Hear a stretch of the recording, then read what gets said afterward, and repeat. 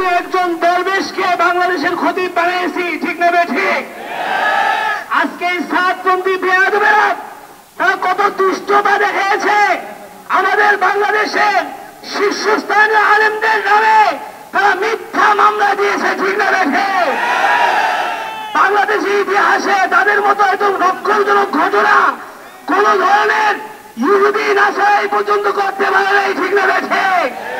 কোন বেদাতিয়া করতে পারে নাই, কোন ভণ্ডরা করতে পারে নাই। আমরা আজকে এই প্রতিবাদ সমাবেশ থেকে স্পষ্ট ভাষায় জানিয়ে দিতে চাই, অনতি বিলম্বে বাংলাদেশ থেকে এই সাদিয়ানি লীগকে নিষিদ্ধ করতে হবে, ঠিক না ঠিক? এরা কোন তাবলীগ জামাতের সাথে এদের কোন সম্পর্ক নাই। এরা একটি সন্ত্রাসী উগ্রপন্থী গোষ্ঠী। আজকে 53 বছরে বাংলাদেশে কওমি উলামায়ে কেরামরা কখনো এরকম নির্যাতন হয় নাই যেই ধরনের নির্যাতিত তারা 18 সালে টঙ্গী ইজতেমার ময়দানে হয়েছে, ঠিক না ঠিক?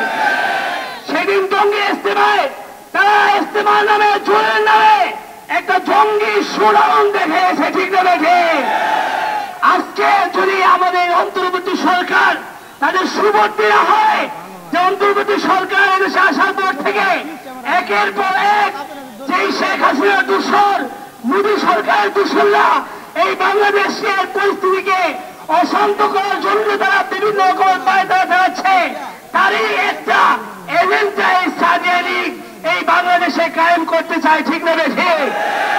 তাদের কিসে তাদের তাবলীগ, কিসে তাদের টঙ্গী ইজতেমা, কিসে তাদের আমাদের কাকরাইল মসজিদ?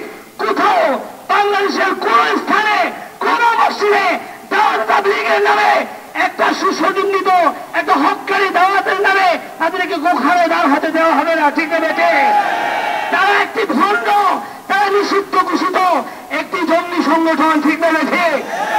আগামী 24 ঘন্টার মধ্যে যদি এদেরকে নিষিদ্ধ করা না হয়, বাংলার টেকনাফ থেকে বেতুলিয়া পর্যন্ত, রূপসা থেকে পাটুরিয়া পর্যন্ত সকল জায়গায় আগুনের দাবানল চলবে, ঠিক না বেঠে?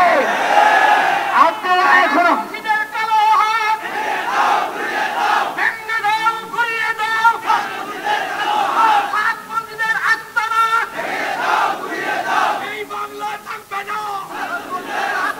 পরিশেষে আমি একটি কথা বলতে চাই, আপনি অনেকে হয়তো লক্ষ্য করবেন এই বাংলাদেশে যখন 2013 সালের 5 মে হেফাজতের একটা আন্দোলন আল্লামা আহমদ শরীফ রহমতুল্লাহ ডাক দিয়েছেন 13 দফা, সেই দিন থেকেই এই সাদিয়ানি লীগ বাংলাদেশে মাথা দিয়ে উঠেছে। ঠিক করেছিলাম আমাদের কাকরাইল মসজিদ থেকে নিয়ে বাংলাদেশের প্রত্যেকটা মসজিদে এই তৌহিদি জনতাকে আশ্রয় দেওয়া হয়েছিল, কিন্তু সেই দিন কাকরাইল মসজিদে এই ওয়াসেফ কুরআনগার সেই ওলামায়ে কেরামদের সাথে বিদ্বেষ ঘটাইছে, ঠিক না বেটি?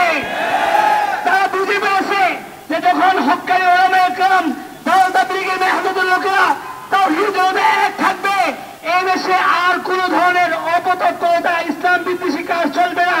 এই জন্য তারা